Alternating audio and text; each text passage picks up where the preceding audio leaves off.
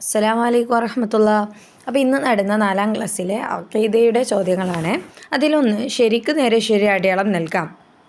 നോക്കുക. 1 വുജൂദ്, തുടക്കമില്ലാതിരിക്കൽ, അന്ത്യം ഇല്ലാതിരിക്കൽ, ഉള്ളവനായിരിക്കൽ. അതിലേതാണോ ശരി അതിന് ശരിയിട്ട് കൊടുക്കുക. 2 ഖിയാമും ബിൻ നഫ്സി, സ്വയം നിലനിൽക്കൽ, അന്ത്യം ഇല്ലാതിരിക്കൽ, തുടക്കം ഇല്ലാതിരിക്കൽ. 3 ഖുദ്റത്ത്, അറിവ്, കഴിവ്, കാഴ്ച. 4 സംഅ്, കേൾവി, കാഴ്ച, സംസാരം. 5 ഇറാദത്ത്, ഏകത്വം, കഴിവ്, ഉദ്ദേശിക്കൽ. ഇനി രണ്ടാമത്തെ, താഴെ പറയുന്ന ആയത്തുകൾ അള്ളാഹുവിൻ്റെ ഏത് സിഫത്തുകളെ സൂചിപ്പിക്കുന്നു?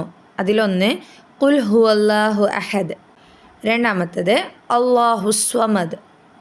ഇനി 3 വിപരീതം എഴുതാം. അതിലൊന്ന് ഹയാത്ത്, ഹയാത്തിൻ്റെ വിപരീതം എന്താണ്? അതവിടെ എഴുതി കൊടുക്കുക.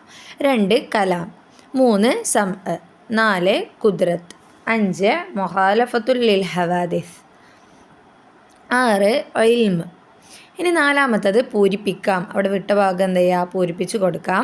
അതിലൊന്ന് അള്ളാഹു മാത്രമാണ് ആരാധനക്ക്, 2 അള്ളാഹുവിന് തുല്യമായ ഒരു വസ്തുവും, 3 അള്ളാഹുവിൻ്റെ ഉദ്ദേശ്യം കൂടാതെ ഒന്നും, 4 ഹയാത്ത് എന്ന സിഫത്ത് ഉള്ള അള്ളാഹു, 5 ബസർ എന്ന സിഫത്തുള്ള അള്ളാഹു.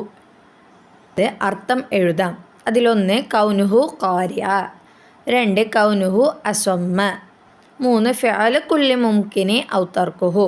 എന്താണ്? അതവിടെ എഴുതി കൊടുക്കുക. ഇനി 6ാമത്തത് ഉത്തരം എഴുതാം. മുസ്തഈലായ സിഫത്ത് എന്നാൽ എന്താണ്? അതിൻ്റെ ഉത്തരം എഴുതി കൊടുക്കുക. 7ാമത്തെ സിഫത്തുകളിൽ വാജിബിന് ശരിയെന്നും മുസ്തഈലിന് തെറ്റെന്നും രേഖപ്പെടുത്താം. കുറച്ച് കാര്യങ്ങൾ തന്നിട്ടുണ്ട്, നോക്കാം.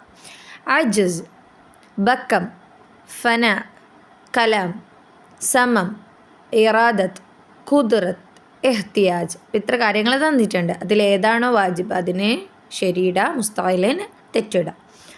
ഇത്രയും കാര്യങ്ങളാണ് ഇന്ന് നടന്ന 4ാം ക്ലാസ്സിലെ അഖീദയുടെ ചോദ്യം.